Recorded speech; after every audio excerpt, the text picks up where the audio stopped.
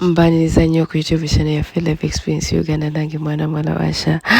abaana matuba nange mwasibye mutya muli mutya kansubire nti muli bulungi nnyo nnyini ddala ate nga bapya nkujjukiza nti subscribinga ate onyiga awali akadule tweta tuka notification munange omukulu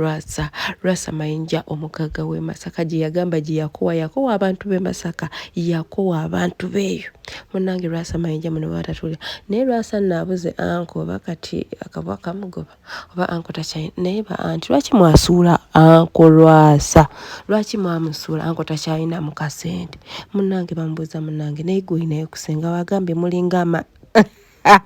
okyalinayo sengaawo omulamu gye bali abalamu gye bali nga bali mu myaka emeka gwadi Lwasa oli mu nkaaga nnyo kabazi senga bange abalamu gye bali gye bali